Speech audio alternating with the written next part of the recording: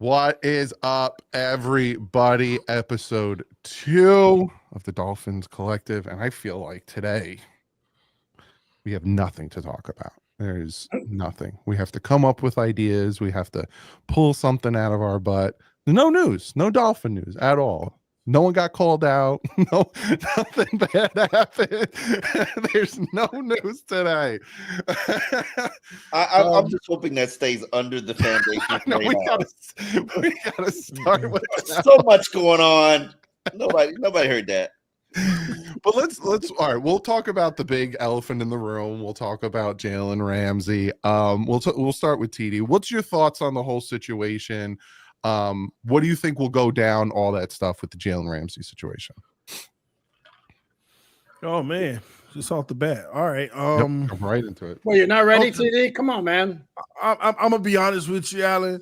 I dropped back. I threw him the pass. Yeah. He dropped it, but now it's my fault. You see what's happening? No. I'm a little thrown off because I'm a little angry. I'm gonna be honest. I'm angry today because I found out what the real issue is with the Miami Dolphins overall. We got someone in the media who hates on our general manager, and I don't like it.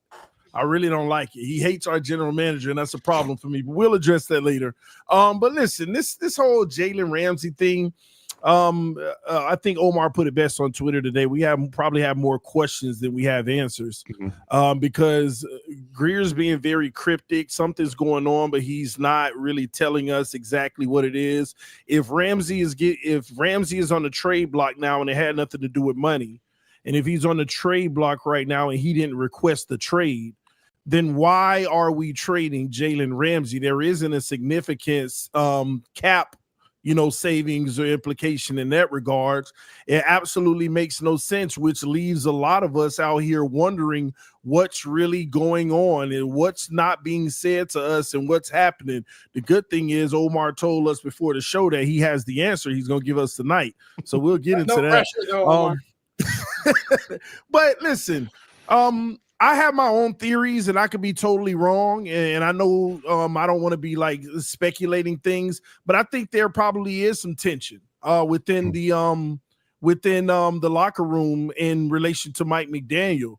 I'm just trying my very best to put two and two together. There's certain things that was said today that caught my attention. One of the things Chris Grier vaguely talked about, and a lot of people glanced over this, the fact of needing more tough players who can be coached, who like just throwing that out there was handle criticism. Yeah, it could take criticism. I try my best not to relate that to Ramsey. I try, but I'm trying to find out why we're trading Ramsey, and it makes me feel like maybe there's a tension there where, here's my theory. Mike McDaniel's been the good cop for so long that when things aren't going well, he had to change and start to become the bad cop. But you're not going to get respect from players because you've been the good cop too long. And I think that could very well be playing into this Ramsey situation, because he started calling the veterans and the leaders out at the end of last year, from my understanding. And I don't think that sat well with people who see you being passive with everybody all year, and all of a sudden now you want to play hardball. And I could be wrong, but we don't have answers. But something's brewing in that locker room. And for Chris Grier to say what he said about, this generation can't take, the hard coaching or whatever he said, that stood out to me, because why did you need to really add that? That tells you the aura of the team and what's really going on. They're trying to correct some stuff and people aren't taking it like they want them to, so I don't know. Yeah. I don't think that's just a Dolphins issue, though. I think that is a league-wide issue and not just an NFL issue. I think that's a professional sports issue. That's a college issue with NIL. I remember Adam Gase sat me down and talked to me about it, because I had so many damn feuds on the team with Jordan Phillips and the little tiny receiver Jakeem Grant, and he was just I would have squared up with him now. Who you trying to kid? Who, Jakeem? Yeah. Jakeem, I could have fit him in my pocket. And he said something to me that I really had, and that was in the era when I stopped putting up video. I used to do video before everybody else did video and put up clips. I used to put up clips of people making plays and making mistakes. I didn't do it so much after that period. I did it on isolated instances. Like I remember when Teron Armstead, the one game he had that was just like, oh my God, like what the hell happened? I put something out there and Teron actually apologized for his performance and said it won't happen again. But that's an old school era player. This era, you call them out, you highlight their mistakes, and it's not okay. You call them lazy, it's not okay. You say they're not focused on playing football like Cam Smith, it's not okay. And so Grier brought up something that I know behind the scenes is not just an issue in Miami, it's an issue everywhere. Yeah. And you know, I remember some of the, you know, like you said, Jordan Phillips, I feel like that was your biggest thing is you're honest with these players. You're in the locker room, you're going to tell them things, and it's different. Alan, what did you take from? Well, okay. The one thing is, like TD said, why are the Dolphins trading Jalen Ramsey? And Chris Grier said he didn't request a trade. No, but he agreed that it would be the best course of action for both sides to explore a trade. I mean, we are having fun with words over here. Number two, once that's out there, because Grier was asked about the possibility, could you see a scenario where Ramsey's on the team in 2025? And he kind of like, if it gets to that point, we'll see. Well, to quote the movie Juno, and I don't know if who's going to get the reference, that's one doodle that can be undid. Wait a minute. We can put Tyreek back in the tube. We can put Tyreek back in the tube. We can put Jalen back in the tube. But with Tyreek, there's because he said, I'm out, bro. We all knew, Omar, when he said it, dude is talking out of frustration. The emotions are getting the best of him. He doesn't really mean it. Jalen hasn't said anything. That's true. Yeah, but you also know Jalen is a different kind of dude, and he's very, very thoughtful, very, very meticulous. Very calculated. Calculate, everything is planned. So, no, I don't think that. By the way, thank you, Doug Lee, for getting the reference. TD and Omar were like, what's he talking about? The movie called Juno, like a long time ago. Anyway. Enjoy. Sorry? I think I've seen it. I have no idea. No, I don't know the reference. So those are the two things that stuck out to me. And the other part of it is, what can you get for him? Yeah, and that's the biggest thing with this whole Ramsey situation is, you know, what are they going to do? You can't trade for him now because you got to deal with the dead cap, you got to deal with the negative cap, unless you find somebody who will work with that, kind of like what we did with Ryan Tannehill. We took a lesser draft pick for the cap compensation, blah blah blah. But this whole my problem is, and I talked about this last Saturday, is they don't seem like they're working as if they have a fire under their butts. It seems like they are very, like Grier and McDaniel, it seems like they are working very comfortably. Like there doesn't seem like an urgency from my side of things. What do you want them to do? Act desperately? Well, for one, be a little bit more aggressive in free agency. You know, you can create more cap space. Why not? Why haven't they given Sealer a contract extension? Like that doesn't necessarily create cap space. If I'm Zach Sealer, I want to be being paid twice what I'm being paid now. Why do you think I'm taking a pay cut? You can structure it so the cap number goes down in the first year, Omar. Yeah, while he's getting I understand that, but if Sealer's making $8.5 million, why would he restructure? I'm wanting 17. I'm not do the sign. We all know they can finagle that money. Yeah, but it's going up. The number's going up though. Tony, what I'm saying is Sealer with an extension with more money. They could be more aggressive. Like they come out here and they tell us, oh, we're going to double down with the trenches. And oh, no, not trenches. Sorry, they never mentioned trenches. We're going to double down with the offensive line. They signed one starter in James Daniels. That was it.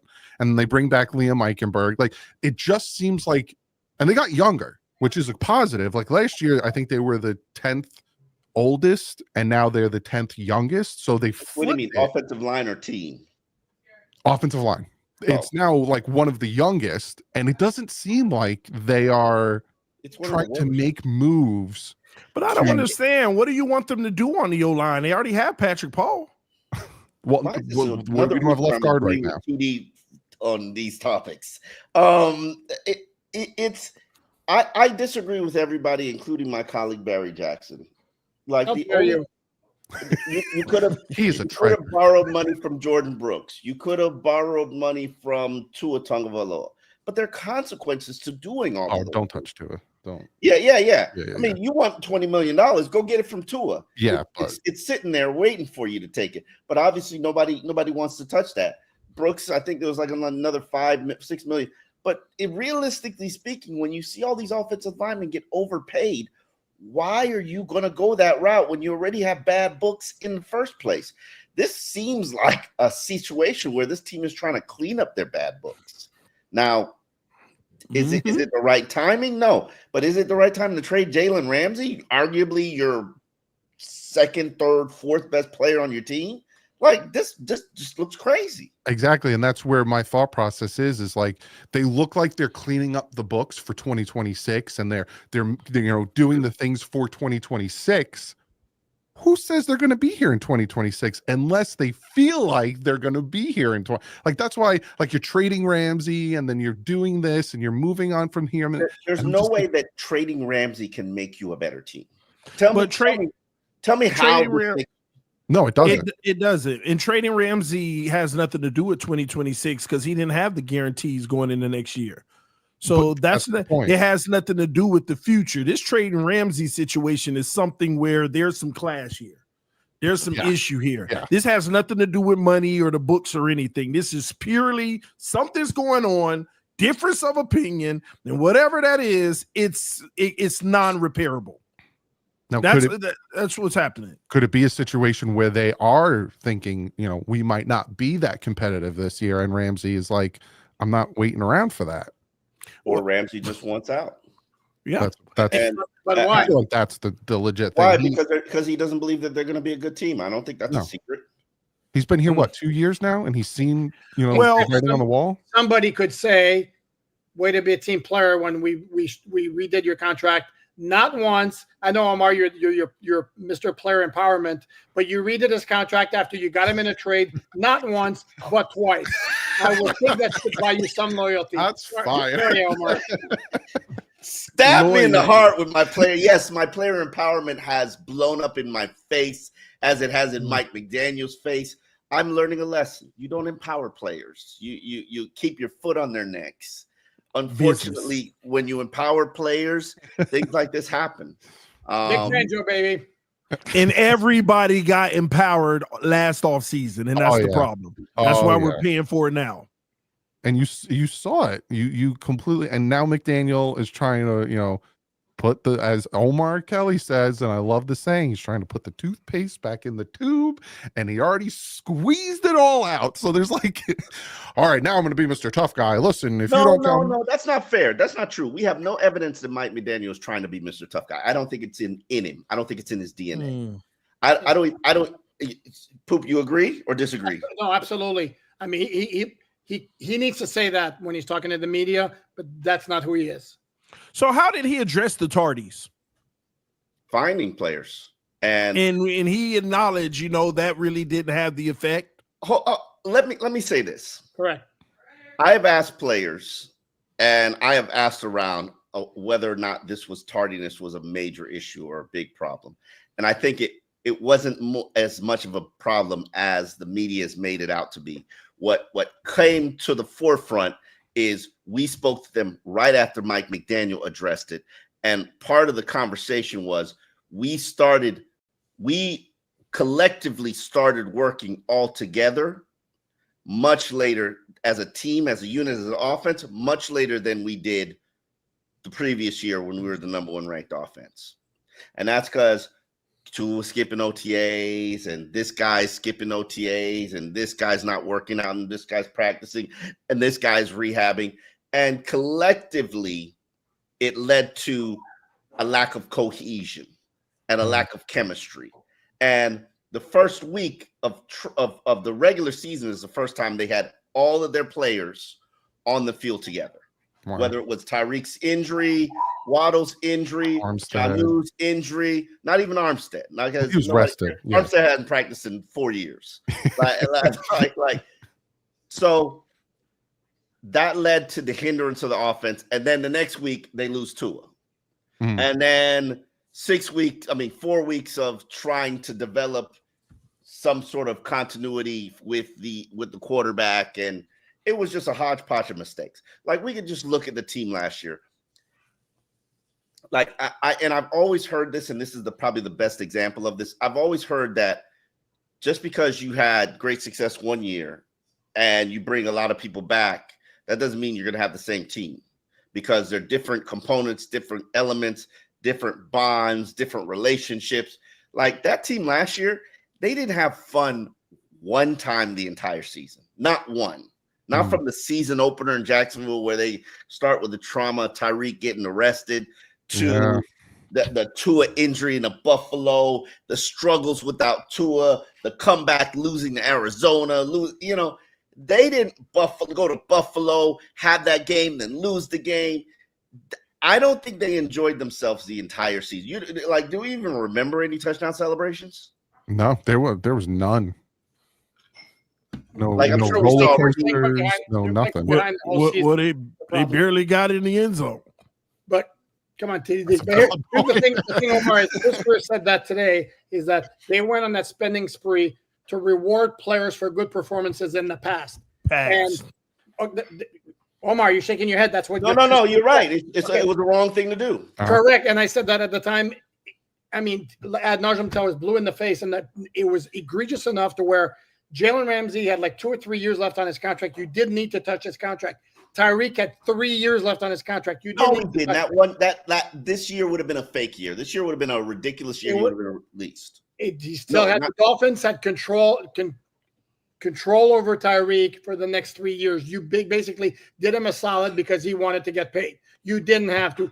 Even Mike McDaniel, who we all like and love and all that, had 2 years left on his contract. How often do you see a head coach getting an extension with 2 years left on his contract when he hasn't won a playoff game? Mm-hmm. And that's the whole thing, is they were rewarded as if they had won the Super Bowl or gone to the AFC Championship game or achieved the playoff. That was the case. Sorry? See, Stephen Ross was dancing too much, doing the waddle and stuff at games. And I think that's what got him caught up. He wasn't thinking about like the failure of it all. Every time I saw him in a game against a bad team most of the time, and he's just dancing because we're having fun and we may win, you could just see on his face, I'm satisfied. Mm-hmm. No. Now, at the end of the season, he may talk the talk of we expect more, but he was having too much fun every single time you see him on TV at a game. And I think that's part of the problem. We'd see him after the game. He wasn't having fun. He wasn't enjoying himself. During the game when they score touchdowns and they show him in the present or in his suite, TD, what do you want him to do? They just scored a touchdown. You want him to be like, oh no, we're not going no. Seriously. That's a valid point. No, see, the difference is like he'll do that. He'll go in the locker room. He'll give McDaniel the game ball. He'll basically he wants to reaffirm his guys. I love chemistry. I value that. So even if they're screwed, it's almost like when he said what he said in that letter about not moving on from them this all season. It's almost like he was basically saying, even though we're losing, I probably can deal with this for 10 years because I value cohesiveness. No. He said status quo will not do. It won't do, but he was like, I value cohesiveness. You know, to me, in his mind, failures happen. But that doesn't mean you give up on it right away. No. I think a lot of Steve Ross's issue is the trauma and experiences that he's had hiring people. And I wrote a column about this months ago. And it's been a traumatic experience, this man trying to hire people. He swung and missed on a bunch of people. Harbaugh to Jeff Fisher to having to settle for Dennis Hickey, and then Tannenbaum, Snake and Hickey, and then Brian Flores. Adam Gase, Joe Philbin, Brian Flores. Like y'all act like this hasn't been a traumatic experience for this man when he's got to hire people. It's been don't act like he's ever just knocked it out the park. He has been traumatized. Like, I forgot about the Sean Payton courtship and penalty and Brady. Like y'all act like this is easy for him. But doesn't that say something about the people around him that's advising him in these decisions, that they keep on steering him wrong? Who's advising him though? I don't. So is he making this whole decision? Is he just? I mean, I don't know. That's the big fat question mark. No one knows. I've known like 3 cycles of advisors, and at this point, I can promise you, I can tell you, the people that are around him say he ain't listening to me. So, like you know, you can talk about whoever's around him. They're like, I don't know, he doing what he want to do, and I do believe the trauma of hiring. Think about all his hiring experiences. Think about all of it. It has been traumatic. He wasn't there. He wasn't there for Tomlin, right? That whole Tomlin. No, that wasn't him. No, that was okay. Uncle Wayne. Because that was bad. no, it wasn't bad because they hired exactly who they wanted. Even though he had a bad first interview, they gave him a second interview, and the second guy just turned out, you know, he was a little too hip hop. That's where the bad part came. I mean, that's a little issue there. That was a review after the fact. You know, they weren't comfortable with hiring a coach with rims on his car. It is what it is. It's won Super Bowls. Wow. I mean, hindsight, he turned out to be a pretty good coach. They didn't know that. Back to the Ramsey situation. Do you think? All right, 2 questions. 1. When will it happen? Do you think it'll happen before the draft, or do you think it'll happen after? Which I think we all can agree will probably happen after because of the money. 2, what will they get for it? I'll start with Alan. Why are you starting with me when I'm looking something? Because I went to TD. Oh, you're not ready? You're not ready, I'm Alan? ready, TD. I'm a pro. I'm a grizzled veteran. Let me start. Let me throw a high. You gonna do me like that? No, I didn't know you were ready. I was giving by. Go for it. I will do it. Go ahead. You at the top, Omar. Let me just throw a Hail Mary pass out there, okay? Whoever's interested, because I've narrowed down the teams in terms of the cap space and teams that need cornerback. Let's just say the 49ers. Mm-hmm. They have interest in Jalen Ramsey. Throw me a 4th, because you're not going to get what you spent for him. You spent a 3rd. You're never going to get more than you spent. Throw me a 4th. Do me a solid. Throw me a 4th. I send you Channing Tindall. Hear me out.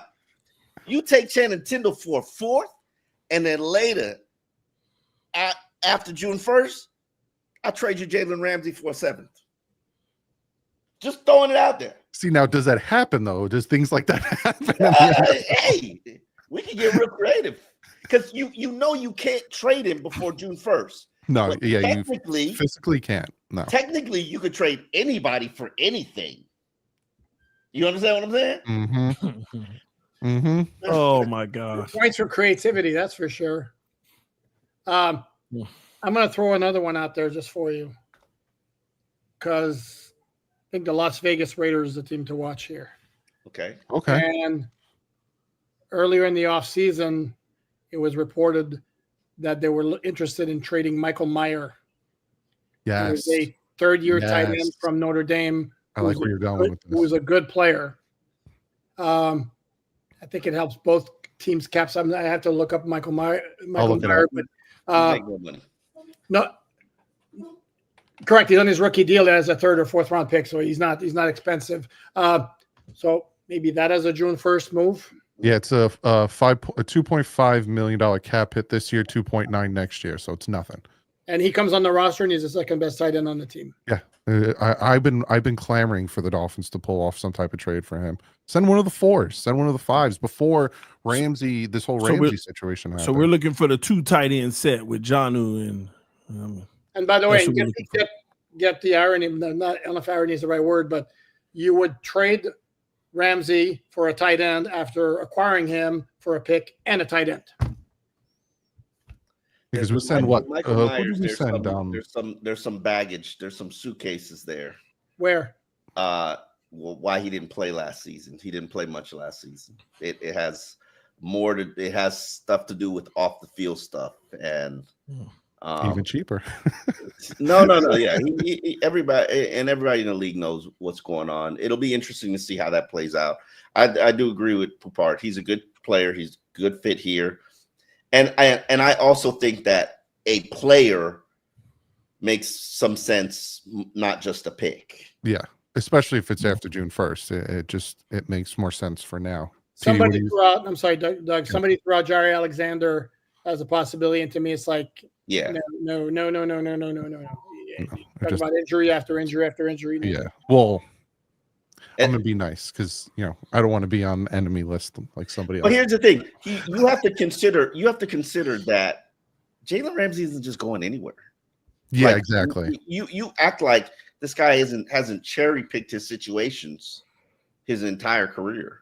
He'd go to Vegas. Yeah, probably. TD, what do you think? If the Saints can figure out a way to get some money, I'm packaging Tua and Ramsey for the 8th overall. And waiting on Shadur to fall. But anyway, no, I think Minnesota. Oh, okay. I could see that. I think Minnesota would be a good team for Ramsey. They can compete. He can help them with what they're trying to do. Remember, they had some bad misfortune last year at the quarterback position. They drafted 2 back-to-back in the early rounds. One of them passed away tragically. The other one got hurt. And they end up bringing in, what's his name, the old guy from New England. Oh, Gilmore. Gilmore. Yeah, they end up bringing in Gilmore, and he played amazing last year, shockingly. But they're still looking for help in that area. I think Minnesota would be a perfect fit for a mid-round pick. Like you said, maybe even they want it so bad because they see that they have a contending team, they'll give a 4th. So I got Minnesota. Yeah, it's definitely, for anyone in the chat wondering why do we keep saying it's definitely going to be, after June 1st. If they try to trade him now, it's a negative 12-point round up $6 million cap hit with a dead cap of $29.2 million. So it's a lot of money that's going to come off the cap that they desperately need. So yeah, I think we're pretty much all in agreement that it's definitely going to be after. It's going to be June 1st, like Omar with his fantastic scenario of sending Tyndall. Hey man, if it works, it works. I'm not going to say no to it. But yeah, I think you probably get a fourth or a 5th. I pretty much we can all agree. But Omar has made a very good point that he's going to pick and choose, and he's probably not going to want to go to a team like the Panthers or the Saints or something like that. I don't think you want to go to Minnesota. Jalen Ramsey's a warm weather guy. Yeah. Tampa. And Tampa looks like a good fit. Also, the Vikings play outside. They play in the dome, but I'm taking my. They got to play in Green Bay. Just in general, okay. It's not about where you play; it's about where you live and the location. Okay, I got you. Jalen Ramsey ain't going to Detroit. I'll give you another one. Arizona Cardinals. I heard that one. Calais might try to bring him over. But are they really a legitimate contender? Calais thinks so. They made some moves though, Omar, this offseason. They actually made some investment. So I don't believe in Kyler. I think he's good enough not to be good enough, so I don't care. But yeah, they made some moves. It's very good. Here's my thing with Calais. I think Calais saw what the Dolphins were offering money-wise and saw what the Ravens were offering money-wise. And then he was like, I just want to end my career where he started. I could be wrong, but that's where I saw it. I'm going to get paid and I'll end where I started. Why not? I don't think where Calais signed is going to be the final destination, because I think a team that's contending, if the Cardinals trade for him midseason. Yeah, absolutely. I mean, from what I read recently or something, I don't know where I read this. There were 4 or 5 offers on the table for Calais. I knew at the time that was happening, and they made an agreement and a deal to stay. And Mike definitely, that was a time when Sealer was hurt, and Mike. If you traded Calais, you would have absolutely pulled the plug on the season and sent the wrong message to the team. So I understand why you didn't trade him. And it's not realistically, it's not like I think the highest offer was a 4th round pick. Let's be real. What is Chris Grier doing with a 4th round pick? He's hit on some. I think Brandon Jones was a 4th. I know, wasn't Andrew Van Ginkel a 5th? Yes, he was. So he's hit some gems. Devon Gottschall was a 5th. You're right. Okay.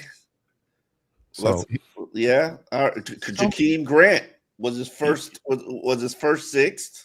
Yeah, but did Flores pick some of these guys y'all name?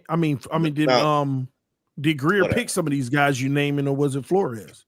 I think Jakeem was like, probably from what I heard, Jakeem was the player that Steve Ross had advocated the most for, and like the only player he's ever really like put his foot down and like kind of demanded that the team drafted. Yes, this is true. Why, I don't know. I was about to ask you that. Yeah. For Lamar Jackson. It was some story. How do you not remember this? Somebody he knew Jakeem and like vouched for him. They became upset. He became obsessed with his personality. Thought he was going to be such a difference maker. Jakeem that was back in the days when Steve Ross used to talk to us after the draft. Jakeem is like one of the first players that he really advocated for. Okay. Yeah. It's a good pick. It's a good 6th-round pick. I mean, it's a 6th-round pick. Like, best returner in Dolphin history. Was he? He's better than Ginn? I just remember that Jets game where Ginn had 2 returns for a touchdown. That Jets game was sick. They won like 30-25. They had like 104 yards of offense. Exactly. Before we jump into more stuff, I'm looking at, we got 424 people watching us right now. We only got 100 likes, so hit the like button. That's all. It takes 2 seconds. Then you don't have to do it for the rest of the stream. People, come on, gotta give some of these. I got the power now. Oh, the crap! It's not updated. I hate when he does that. We'll make it a party. Come on, here we go. Make it a party. There we go. Oh my gosh! Oh my goodness! By the way, everybody keeps saying I need to update, but it's. I had somebody tell me to stop being a baby for doing that, and I was like, "Sure, tell me what to do. That'll work." Oh my goodness! Let's talk a little bit about what Grier said. Some of the things he said, because it's interesting. The one I want to talk about, and it's bothering me, and it's been bothering me, and I'm probably big baby about it, is Liam Eichenberg. I think he's going to. He basically said Liam's a backup. Come on, what do you want him to say? Competing for a job. I'm telling you, September, whoever we're playing week 1, Liam Eichenberg is going to be starting left guard, and I'm going to lose my mind because they did the same thing with Jack Driscoll. Tell me he's not starting, Omar. Make me feel better and tell me Liam's not starting. I cannot tell you that. God. I can't like until they select somebody in the first round, and I do believe that they have to go offensive lineman in the first round. Yeah. They will. I think today he told you they're taking a defensive tackle. No, I think they're taking a defensive tackle. When did he say that? I'm telling he basically when you tell me Patrick Paul is starting at left tackle, and you're telling me Austin Jackson is your leader, and you're telling me your right tackle, you love what you did. They don't have a problem. Yeah, you're right, guard. Sorry, they don't have a problem with the center.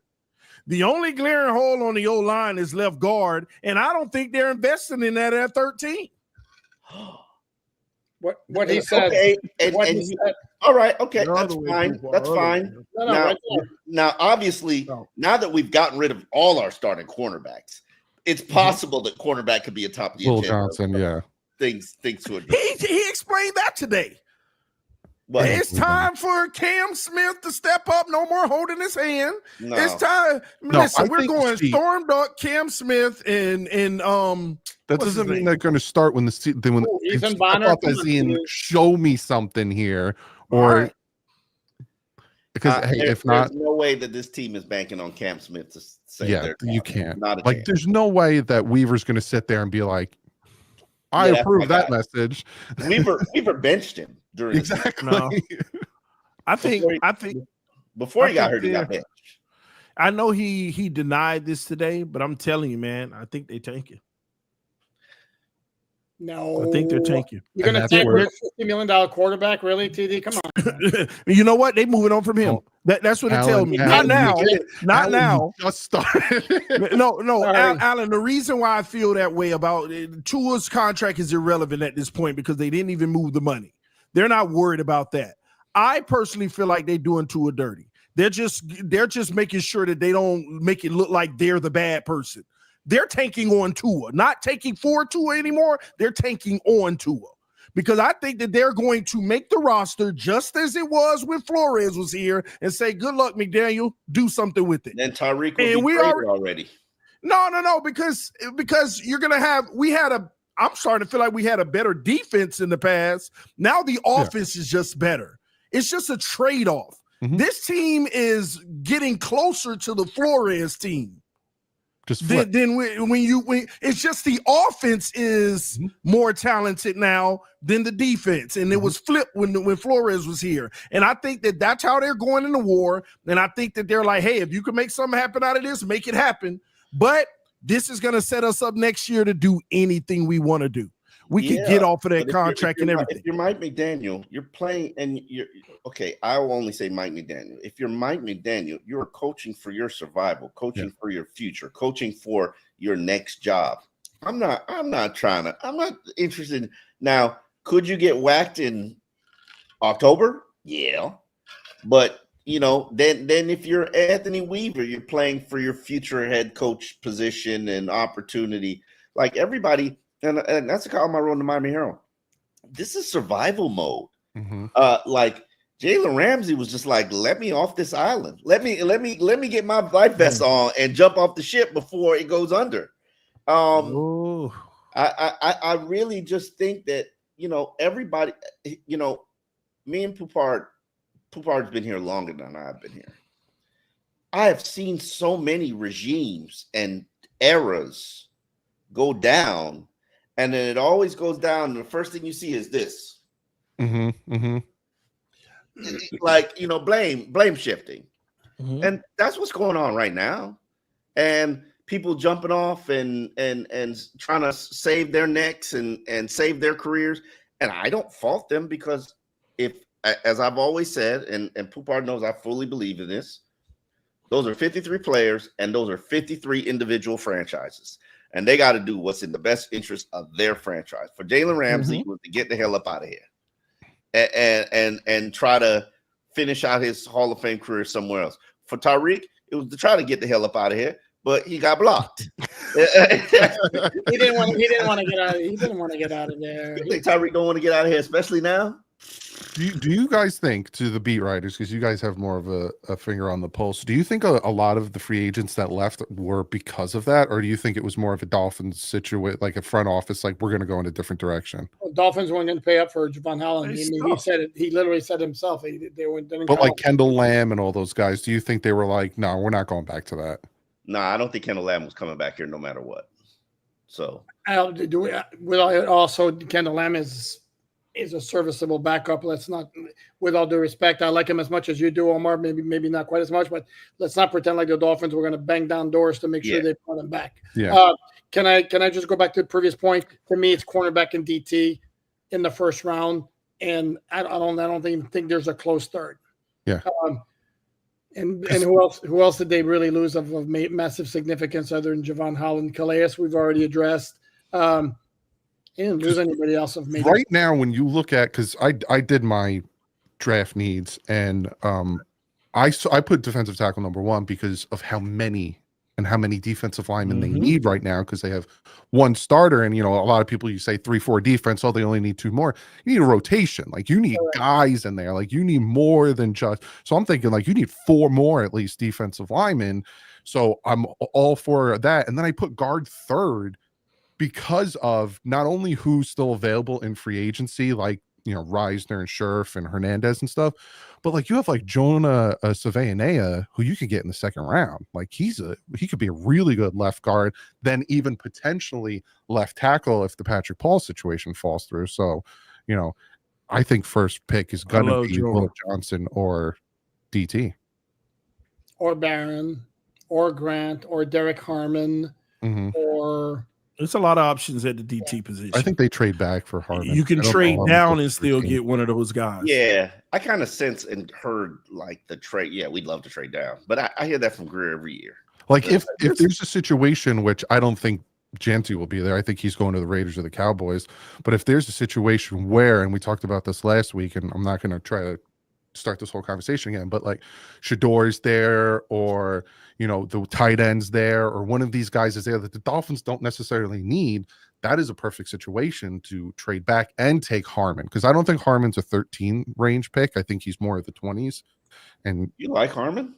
I do. I like his speed, and on top of the build, but I don't like him at 13. Like I take Grant at 13. I ain't taking Harmon. That Boise State game, that was a turnoff. Hold on. No matter what we do in the first, second round, y'all think we win in 11 games this year? You don't know. You're still going to pick players. I'm just asking. I will say this. With everything going on. There was a year that we went into the season and we had like the hardest schedule. And then when the season was over, we had the easiest. It was the COVID year where we went and faced the Saints and they were just like decimated. Anything could happen. Now, will they? Probably not. But I'm not going to sit here and say, no, they definitely can't win 10, 11 games. Because you know what? The Jets are the Jets. Like, let's all be honest with ourselves right now. Like, they might jet this whole thing up. And they're really going to, trust in Justin Fields and think he's their savior. So you think we got a better roster than the Jets? No. But the Jets are the Jets. That's true. Okay. I'm with that. But I'm just saying. On that roster, though. Well, that roster didn't do nothing with Aaron Rodgers. So exactly. I get it. But a lot of people believe that's just purely coaching. Okay. First time head coach now. You got to see if he's going to turn the table for them. I like former player coaches. I love them. I'm all about player empowerment, as Poupard knows. Yes, you are. You look, who was the coach of the year? Huh? What did you say? Wasn't Kevin O'Connell player? Wasn't Kevin O'Connell the coach of the year? Was he the coach of the year? Yeah, KLC. I think he was. Yeah. He played for Bill quarterback. Hey, real quick though, Omar, I did want to ask a question about something you said earlier. You said that everybody's really going to be coaching for their job or, trying to prove something. But if things don't go well and McDaniel doesn't break that record over the last 20 years of making it to 3.5 years, could we see Anthony Weaver taking the head coaching job, being put in that position? Absolutely. I think he'll be and moving forward? No. Just interim and gone. I don't want to prognosticate what Steve Ross is going to do, but you got to hit a home run. You got to go trade for Tomlin. You got to go try to get Gruden something because you clearly you running out of time. You run out of time. You run out of patience. You're running out of confidence and conviction in the organization. I think Gruden's had a long enough timeout in the NFL for, saying some bad words and He got pop-out. Yeah, he got pop-out. He's making his way back on the Bleacher Report scene. I think Tomlin, it puzzles my mind how organization is just that, or the Steelers organization. They hate him. They want him to be fired like Eagles hated Andy Reid. Omar, you know what's crazy? There was this past offseason, there was the talk of, Tomlin potentially getting fired. And I said, I will take him all day, every day. Right. Yeah. It was a stupid thing that was out there, but I was like, sign me up. You know how many people told me, oh, I don't want that mediocre head coach. He hasn't done anything or won a playoff game in so many years. I'm like, are you out of your mind? Like, yeah, the guy's never had a losing season. I'll take that. I'll take that since 2007, never had a losing season. I'll take that. But ever had a losing season. Yeah, we're talking. Yeah. By the way, can I interject? Yeah. Just to be the contrarian here, Jon Gruden in his last 7 years as a head coach, 6+, 13 games under 500. Why exactly would he be a slam dunk? That's unfair. That's unfair. He was tasked to rebuild something where he was, and they stripped the whole roster. Sorry. He was 11-5 in 2005 in Tampa Bay, and then that's when the streak starts. 13 games under 500. So, what was he tasked to rebuild? Wait. Hold on. We're talking about the same person that had the Raiders. Had the Raiders, and he went to Tampa Bay with a ready-made team to win the Super Bowl. Which he did. And in his last 7 years, he's 13 games under 500. I thought he ended with the Raiders. Yeah, correct. He went back to Oakland. Correct. Yeah, but when he went back to Oakland, he did a lot of losing because he was tasked on a 10-year deal to wipe it all out and rebuild it. So that's when he drafted Derek Carr, right? Yeah, I understand why they were losing at first. I don't know if he drafted Derek Carr. I think he inherited Derek Carr. I think he inherited Derek Carr also. Because our former Hickey. personnel is, whatever his name is. They wanted him. They wanted him supposedly, as the story goes, for the Dolphins in the second round. Yes, no, that's true. Joe Philbin wanted to draft Derek Carr and somehow backed out of it. I can't remember what was it. What was the reason? Was that the Tannehill year? Yeah, the Tannehill years. It was early in Tannehill's tenure. And it's like Omar, Tom Bratz, the director of college scouting, wanted to draft Drew Brees in 2001 and was overruled. TD, back to what you said about Cam Smith, because I found a quote while I was scrolling through to think of the next topic. What Grier said was, we can't hold Cam Smith's hand waiting for him anymore. So I don't think he has to step up.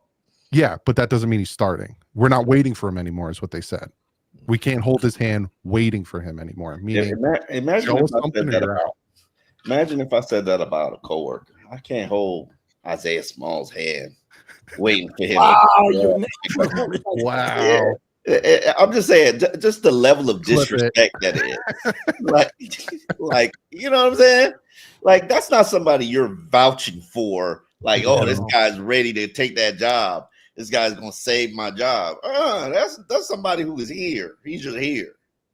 He's also not wrong, though. He's also not wrong in the dude. He's not. The dude said nothing for the Dolphins, and that was their top pick because they didn't have a 1 in 2023. And this is part of the reason the Dolphins are in the spot they're in. They've had too many high picks who've gotten them nothing. Yep. Not just that, but they've given away too many draft picks. Draft picks are young, cheap talent, and cheap labor. When you trade draft picks for players that you have to give top 5 salaries to, it eats up your cap space. You've got 8 players on your roster taking up 70% of your cap space, and then you got to fill it out with undrafted players or 30-year-old injured players. Like, come on, bro. Except here's the thing. Sorry, Omar, and I wrote this on MiamiDolphinsOnSide.com. Cheap plug. That the blueprint the Dolphins had when they tore it down in 2019, if you look at all of the assets they accumulated, they had a great mix of premium draft picks. Then they went out and got the high-priced veterans, and they sprinkled in a couple of big-name free agents. As a blueprint, if you hit on more than you miss, that should get you to contention. Problem is, to me, like I wrote, the blueprint was fine. They just didn't have hit on enough. Missed on more than they hit. And they brought in some problematic players in certain areas. I felt Grier was out of line a few times today in this presser, though. Well, that's going to go into what I want to talk about. What's it's on you, Doug. The last thing we could talk about, and we'll start with you, TD. What's something that really popped out to you at today's presser? Well, 2 things in particular. I felt like he was deflecting. He was like throwing a few jabs without throwing them about, picks of the past, deferring, saying that, in the past, he kind of deferred a lot to coaches, what they wanted in players. He kind of insinuated. And another thing I didn't like that he said that I was like, are you kidding me? When he basically he was insinuating that I'll get back to it. I'm trying to get my words. Let me address that, and you can get your thought together. Because that first one, that was my question. I've written about it. He knows about it. Steve Ross has addressed it with him. The whole organization. He is not a man of convictions, and he is not. And here's the thing. This is kind of my problem with the whole situation, because I thought that was not a blame pointing. I thought that was a fingers pointing at me. Because he said this to me, and he stands on this. And this has been since Mike Tannenbaum has been the GM. Since Mike Tannenbaum was there and he's been in the GM role. The draft, that's me. That's all me. I own it. All those picks are mine. Every single one of those picks, they go on my resume. This is quote for quote from Chris Grier. So I think what he's saying is I've had so many different coaches and so many different regimes, and so many different coaches wanted so many different things. I always have to be accommodating to what they want, what they prefer, what they need.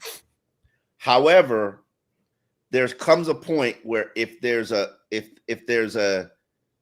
disagreement on a pick, I need to not defer and go with what this guy wants. I need to go with my gut. I need to go with my instincts And because ultimately I'm accountable. And in too many instances, I think he feels as if he has deferred and deflected. Like, I remember I wrote a story when he became the GM in 2016, talking to a lot of people who worked with him. And the main complaint or the main criticism was, I've been in a room with him for 10 years. He never has a conviction. He never is like on the table. This is my guy. We got like, but in instances, there have been times where we come down to the Minkah Fitzpatrick draft. And that became a big fight over what to do, including the owner. And Chris Grier basically shut everybody up and said, we are doing this. This is the plan we came into the draft with. It's sitting right there. We're taking Minkah Fitzpatrick, conversation over. So we can't sit here and say that he's never done it. The problem is that there are too many instances where he has let other people take the lead and it's blown up in his face. So I think what he's saying is, I got to stick with my gut, my convictions, my belief, because ultimately this is on my resume. This is me. This is my job. But I agree with that, Omar. The problem that I have with him saying it in public, though, is almost like, now give me a few years and I'll show you what I do. Almost like buying time to me. That's kind of how I feel to have brought that out in public. And then the second thing, and then I'll be done with it. When he compared himself about, we want to win because to get y'all off our back, right? When he said that, he said, but it's funny, there's winning coaches and general managers out there and people call for them to be fired. Stop comparing yourself to them, though, because you're not a winning. That's not what's happening. He's trying to compare himself to people that's at the top of organizations that have actually won Super Bowls and stuff. That's not you. Can I chime in here? Do it. Here's the thing. And I would surmise and make the argument that his ability or willingness, however you want to call it, to either defer or bow to his coaches kind of played a role in him still being around after 25 years with the organization and all those years as a GM and all that. And particularly when you hear Stephen Ross, what's the magic word that he used in that statement? Collaboratively. I love collaboration. Well, always. Here's the poster child for collaboration. We're like criticizing him now and it's true, we are criticizing him, and so is Steve Ross, but we're criticizing him for exactly what's put him in power. And this is why I always say Chris Grier's ability to survive is second to none, because he's always in a position where even if a decision is made, it's almost like I just personally feel like it's almost like he makes a decision, but he gets you to make it. That's cool. That's kind of how I feel. Like it's where is his like you talked about it though just now, Omar. You said that, well, I feel like he was owning it. Well, where's you even said earlier he does have accountability, but where's the accountability of owning all of this stuff? Oh, I think he's very accountable for owning. Not him being accountable. Where is his accountability? What do you mean? Who is holding? I don't know how to answer that question, because I've always, despite what people think I think about Chris Grier, or despite what was said, you hate him. But I love the fact that he's always been accountable. He's always owned up to his mistakes. He's always been transparent and honest and candid. I can't tell you a moment where we've caught him in a lie. I think today may be a lie, because I don't know if Jalen Ramsey did. I don't know. Want to be traded, but he's okay with it. Yeah, Jalen might not have asked you for a trade, but maybe his agent did. It's semantics. You know what I'm saying? The bottom line is, and this is probably where I fall into, and I as I told you guys, I've said on Joe Rose show, I have really had to analyze myself whether or not I've been fair to him, because I've been highly critical of him, because I don't think he's very good at his job. So back off. He listens to the show. Yeah. But here's the thing: have I been fair? Because he's an easy mark right now, and he's the guy. Everybody, he said it himself. Everybody wants to be fired. Like he knows it. Like this. Like imagine you're in a town. You're responsible for the number one team. You can't even go to Publix without people looking at you like, oh my God, that damn Chris Grier. Why he ain't fired yet? Like he gets a tender sub. There's a Band-Aid in it. Sub in peace. Like you can't even pump your gas. That's gotta be a hard existence. He acknowledges today too, which is the life of a general manager. Here's the thing, Omar, because you said he never lied to us. No, I don't believe he's that flat out lied to us. He also knows very well how to use the words to kind of like dance around what he needs to dance around. And for example, when he's talking about Tyreek today, I hope everyone understands this. There's certain things he can't. There's no way he can rag on Tyreek if in the back of his mind that the Dolphins are thinking about trading him. The last thing they're going to do is dump on him publicly. Hurt his value. Exactly. 2 first-round picks. Exactly. Yeah, good luck getting that. You want him for first-round picks? Oh my God. Yeah. Okay. Hey, but Alan, sure. He didn't rule out a quarterback in the first round though. He said he's not. No, Omar, you did that on Twitter. You put half the quote on Twitter.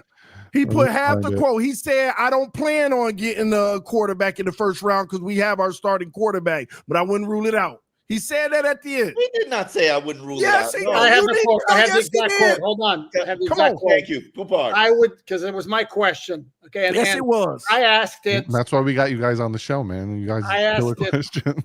Purely because Adam Schefter threw it out there. He goes like, "You looking for a wild card team for Shedeur Sanders if he's available?" The Miami Dolphins.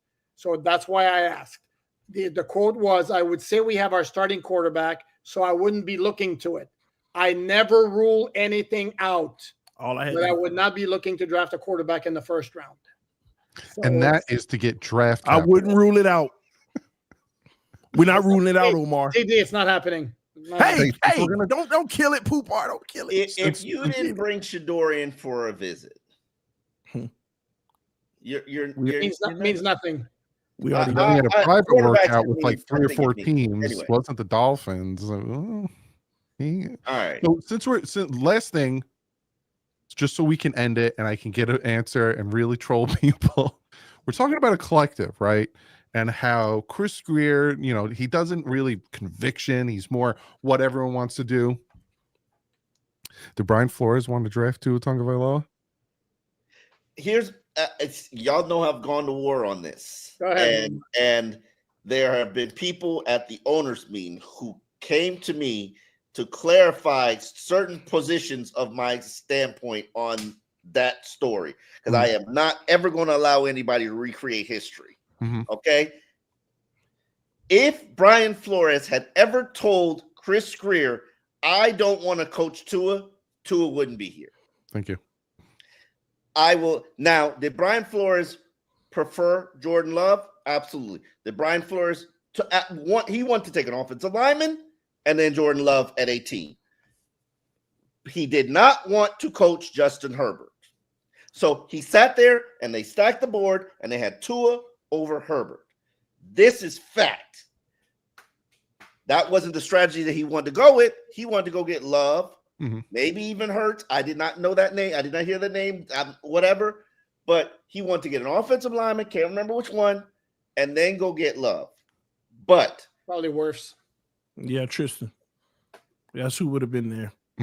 But this whole narrative that Brian Flores probably didn't want Tua, because he was certainly mean to Tua from the very jump at the combine. I remember that. And it was some harsh.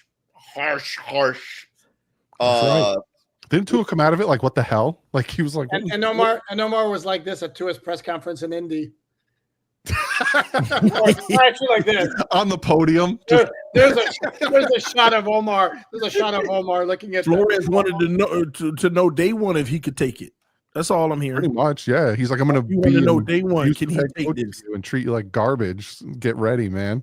Hey, That's horrible. so you mean to tell me Flores wanted Tristan Wirfs and Jordan Love? Man, we would have been saved. No, we wouldn't. He would have destroyed Jordan Love. He would have probably traded Jordan Love for Deshaun Watson. It don't matter. It don't matter what quarterback he had. I don't think Flores would have had a problem with a quarterback who came in and worked tirelessly instead of being on the golf course and different stuff like that. I think he would have loved a quarterback that put the extra work in. I tried to throw it in there so we can end the show, but he's just too good at what he does. I mean, we went a whole show, Doug, without really talking about the real issue. It's talking about the show. Tua's work ethic is funny because you it was question back then about it, and as you saw in the chat, some people don't want to believe it. So it is what it is. But I think that's a good way to end the show with a little spice. Get them ready for next week. Got the draft coming up. So we'll be here Tuesday next week. Unfortunately, we didn't get many draft questions in, Poupard. I'm kind of pissed. I feel like I need to have another draft. We went 30 minutes, and how many draft questions did we ask? But that's for Tuesday. Tuesday, no Tua talk. No, I'm talking about not us, to Grier. I was like, oh yeah. I asked 2 draft questions actually. Yeah, that was a long. So there, a lot of Zach Wilson. I see Zach Wilson talking there. Mm-hmm. And that's the thing, because we usually get Grier at the combine, and we usually get him at the owners' meeting. And he was only available on the record. Well, let me just wipe that off. You're gonna get some more trouble. I'm trying to be a good boy. I'm trying to behave myself. You already hate Grier. That's enough. You know what? I do not hate Grier. Hey, the man referenced his wife's friend. You hate him. It's a fact. You need to stop that, Omar. That's our general manager, bro. We don't like that. Let's get out of here, TD. Where can everyone find you? Listen, man, y'all can find me in the Atlantic on the yacht with Tua. We partying this offseason, baby. Y'all come back, training camp. We gonna be ready. This is the winning season. Do not give up on this team. We're gonna rebound. We're gonna have a good draft and get some good injury-prone veterans right after. We good, baby. Let's go. That's TD. Never answered your question. Never answered your question. Omar, what you got going on? Well, you can find me at Miami Herald. We have a new episode up on Dolphins in Depth, a podcast. Barry Jackson. I'm counseling frustrated Barry. And that's the thing. A lot of the elder statesmen of this beat, we've just been around. Are you looking at me, Omar? Sorry. Shots fired. It's 25 years, man. 25 years of a dog chasing its tail. Mm-hmm. And we want better for this franchise, and hopefully they can eventually figure out a way off the mediocrity merry-go-round, as I call it. Alan, what do you got going on? Bunch of content every single solitary day on Miami Dolphins on SI.com. Watch them tell you it's for free. I don't have to now because Omar just said it. Gang, it's for free. Lots of it. And then the All Dolphins podcast going regularly during the off season. Did a show today, going to have a show tomorrow. And I'm in the same boat. I see a lot of people on Twitter are asking me questions in the mailbag. Will the Dolphins win a playoff game before I die? And I'm like, probably not. Man, we won the Super Bowl this year. It's gonna happen at some point. You gotta trust and believe in the next rebuild. Doug, real quick, Omar on Poupar, good work today though. Real talk. All jokes aside, you guys killed it with the questions. That was some good work today, man. You can find me youtube.com/DudleyDurong. You can find me on here, and you can find me everywhere with that crazy name I have. Alan asked me before we jumped in here. He's like, what is with the name? It's a weird name. But you also find us here Tuesday next week, and we're talking draft. Just draft. No Tua. You hear me? I'm getting a mute button. Well, Johnson, baby. I'm adding sounds to this board. And if you guys get out of line, since I'm the quarterback, I'm hitting the sounds on you. The Saints want Tua, dog. The Saints want Tua. You're like Mike McDaniel. You're a softie. I am. Too friendly with you guys. I can't do it. Can't do it. The Saints want Tua, dog. It's part of the draft, man. We got to talk. All right. We will see you guys next week. Same time, same place.